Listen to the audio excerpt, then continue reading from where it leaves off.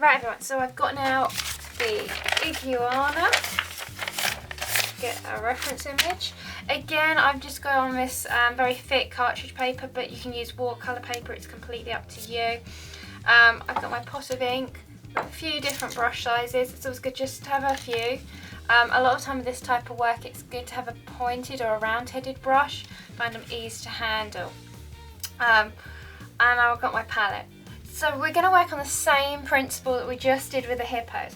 We're basically working up and being very free with the light first colours, and then as we go up through the picture towards the darker tones, we get more refined with the detail. So it's multiple layer approach. Let's start off as well. We always start off with the biggest brush and work down to the smallest brush. So with this, my first colour that's going to be very light, well, first of all, I've got to watch this white section. So I'm going to try and paint a little bit around there, but you can see with the hippos that you can let it go a little bit and have some fun with it. My lightest colour is going to be my yellow. So my yellow is my first shade. Then from my yellow, I'm going to go into probably my orange, which is going to be my second shade. Then I'm going to start going into a little bit of green. So that means I've got to mix the blue and yellow together, get some green. And then from the green, I'll go into a little bit of blue. Probably with the orange, I'll be going into a bit of red as well. So with that all in mind, so simple as always. These ones, I've got a little bit of a dropper or a pipette. So I'm going to put a little bit out on my palette. And remember that we're going to work very light as well with these colours. Then I'm going to get my red. And I'm going to put red there. I'm leaving a gap in between so that I can mix up my oranges in there. And I'm going to have my blue. And to be quite honest, I'll put my blue down here out of the way because I'm really good at making everything covered in blue. So I'm going to take my brush, a bigger brush, and I'm going to work with my yellows first. I'm going to put some water onto my palette, and then I'm going to take a little bit of yellow and add that in. Now I can have a spare piece of paper, or I can use the edge, as you can just see I did there, and I'm checking the colour. I want it a little bit brighter. It's just personal taste, that's better.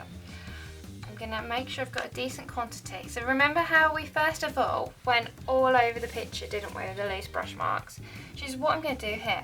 So I'm going to put in some loose brush marks, and I'm going to have a little bit of fun with it. I'm trying to miss a few areas where the white is. Now you can see it gets a little bit pinky white down the mouth. So I'm going to take that off my tissue. And then I'm going to splat in some yellow. Now my yellow is going beyond the boundary. Okay. And I'm going to need to probably mix up a little bit more. If anything, it's not as bright yellow as I want it, so I'm going to add a little bit more yellowy pigment in there, just as you can see I did there. And I'm keeping my brush marks really loose and fun, putting it in the background. Then I'm going to take a little bit more yellow. And I'm going to do my customary splatter, like so. And I'm going to splatter through the colours with this. I'm going to add a little bit more. Oh yeah, that's more like it. So just have some fun with the splattering. Now I'm going to take a little bit of water. I'm going to add that yellow in. I'm going to add a little bit of red. Oh, maybe too much red there. Add a little bit more yellow because I want it orangey. I have to wash my brush before I put it back into my ink because I don't want it to corrupt it. I'm going to do a little splodge. That's not bad. I'm going to put some of that in. Well, I've got it going on here. Okay. And I'm going to go beyond my Chameleon. Now I'm leaving some bits of the yellow.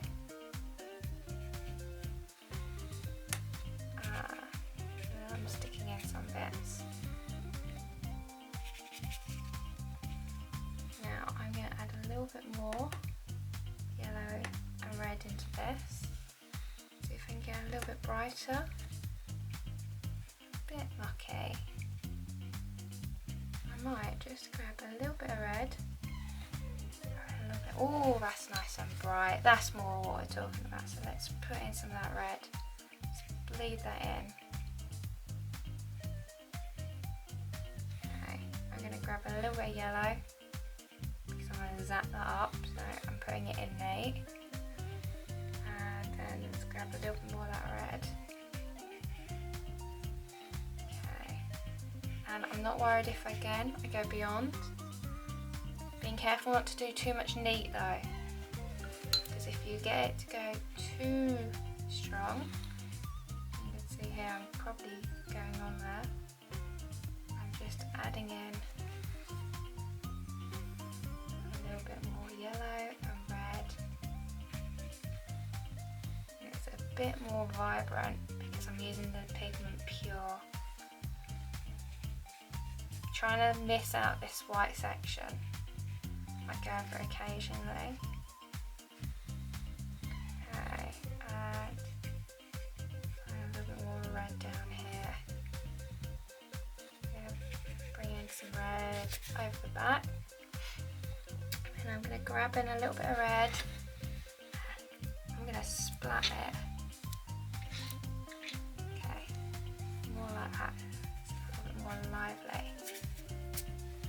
And you can see, go over that boundary of the drawing. Don't be tied to just having the drawing. If you want a little bit more stronger yellow, you could nab a little bit on your brush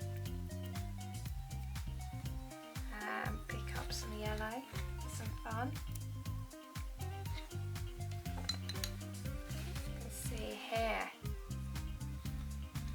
I'm going to probably sap up this red a little bit more. Now I can go quite heavy on the red because I'm going to be putting black on top, so it's not such an issue.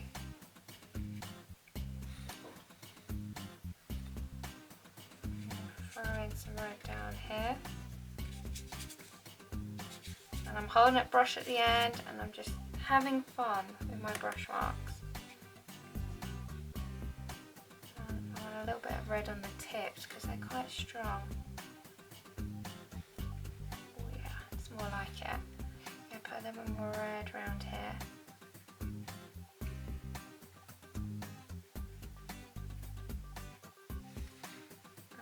Probably a little bit more stronger red down there. Okay, so that looks pretty good.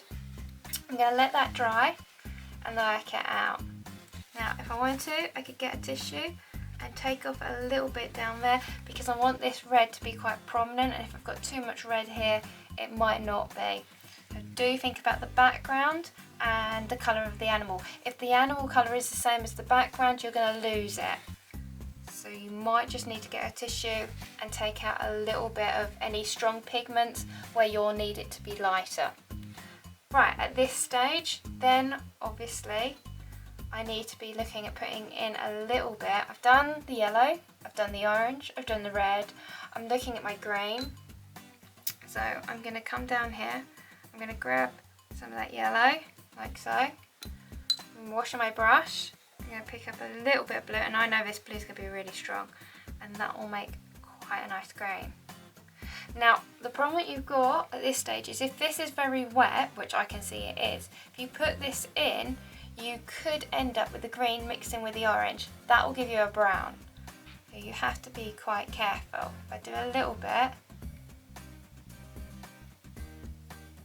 you'll get some bleeds, but you do need to be careful how much you're putting in, because if you put too much, it will go brown.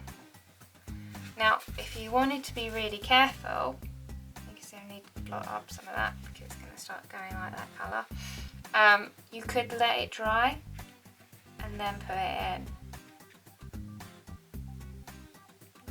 Okay, I'm going to put in a little bit up here. If you let it dry though, it won't bleed as well, so it's kind of a catch-22 situation you can get caught in.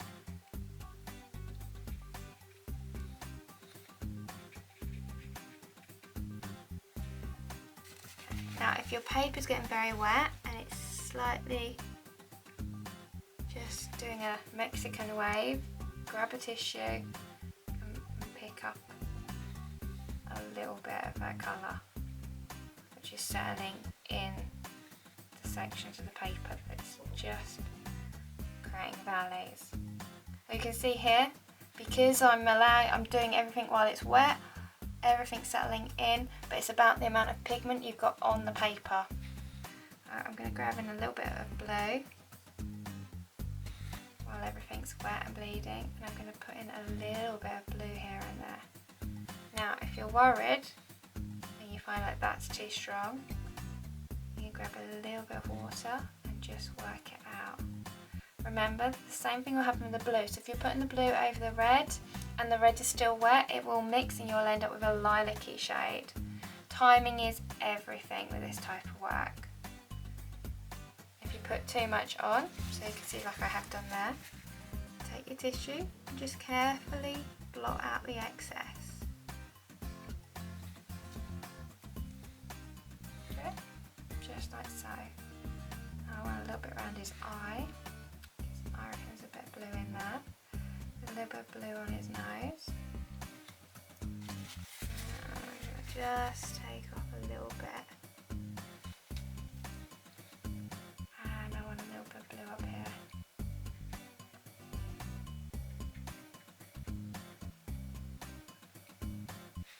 Okay. And you can see there, if I'm putting the blue over the top where it's dry, the blue will stay where I put it, and it'll look blue where it can look a little bit green where it mixes with the other colours. Don't worry too much, because you can come back and up your blue once it dries out a little bit. I'm going to put in a little bit of blue down here and take some of that blue. I'm just going to give it a proper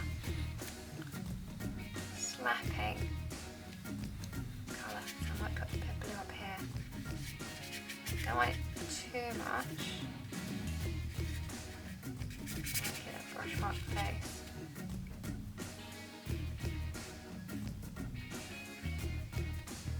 Okay, just like that. Now I'm going to let this all settle, and then I'm going to come back and probably up my blues a little bit more, maybe a little bit more red.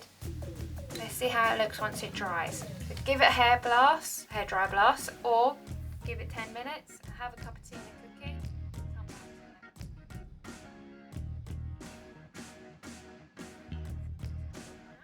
it. Pretty good. I'm going to go in with a few more sappier blue shades, because it's got a little bit diluted. So I'm going to, you can see here, because it's going on to a dry surface, you're getting a little bit more of a stronger blue feel.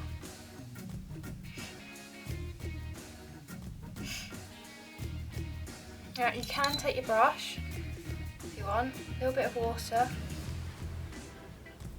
dilute it out, lift it off a little bit, depends how much blue you want. Okay, think about the type of brush marks, be fairly loose.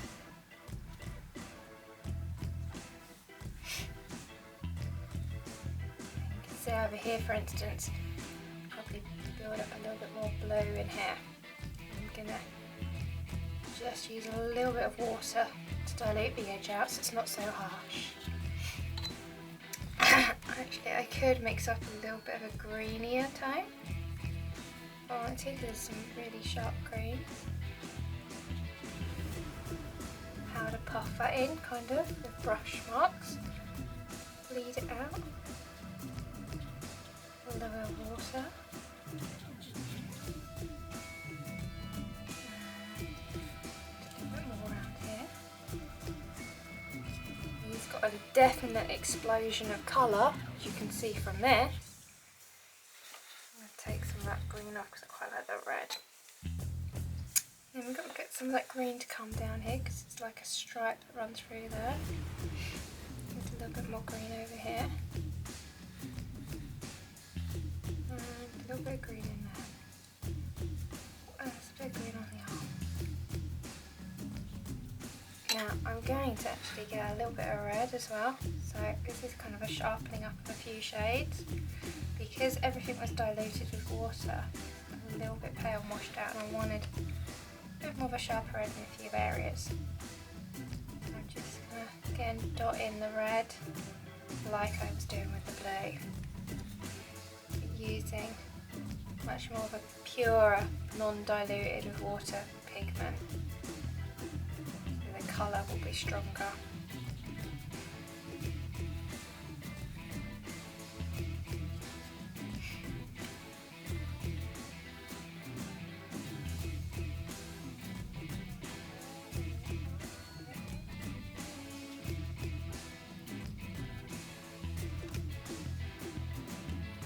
And now again you need to allow it to dry, and then we come in for the last layer, which ties the whole picture together, because at the moment it's quite crazy. If you fancied it and you want to take a little bit more of a high risk, you could again pick up a little bit more pigment and slap it down. I'm going to do a little bit, I reckon I'll put it over there. Could look fun. Remember to work the picture as a whole because it's got to go together. Then give it some time to settle, and we'll come back, we'll go in with some black, and we're going to crisp it all up. It's going to look fun.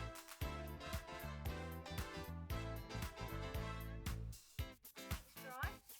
It's taped down, it's fairly flat, which is great. Then I'm going to grab a brush and start doing some fine work. So I've put out a little bit of black ink, I've diluted it with a little bit of water. It makes it a little bit runnier and easier to handle. And now I'm going to start working up the detail. And again, because I'm right-handed, I'm going to work left to right. However, go with whatever feels comfortable for you. I'm using quite a small brush. And I'm going to start plotting it in.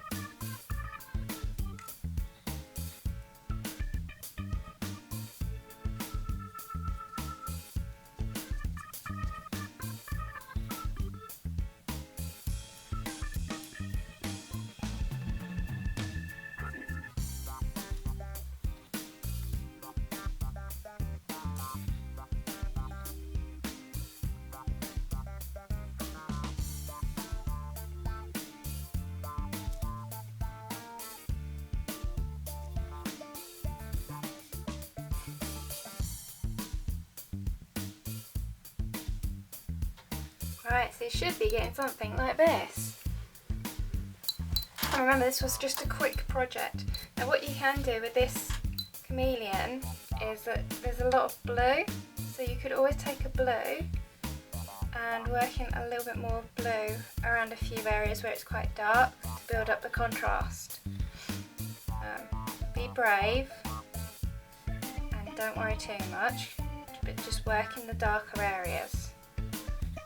It's ink, so it'll go over it quite nicely and it'll give it quite a good shock of contrast. You will find though that blue can go a little bit green in certain areas. You've got that green sitting down on there.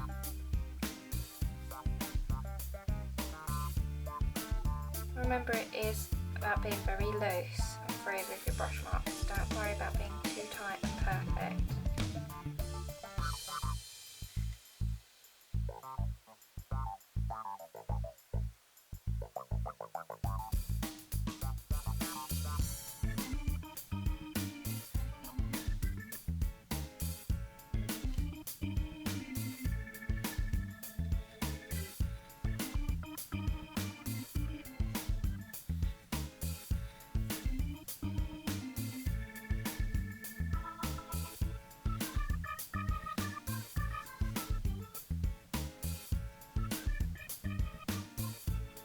Right, so it's looking a bit like an explosion at a paint factory, but as part of the fun of this exercise, you can see that you need to look at working up light to dark, biggest brush first, flicking around, having some fun.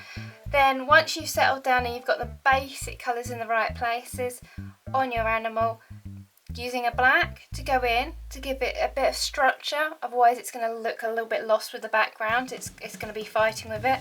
Once you've got your black in, go in with your stronger colours and just really emphasise any hits of those primaries. Hope you've had a lot of fun, you've enjoyed the process. It's a little bit different, very lively, and I'll see you next week. Bye everyone!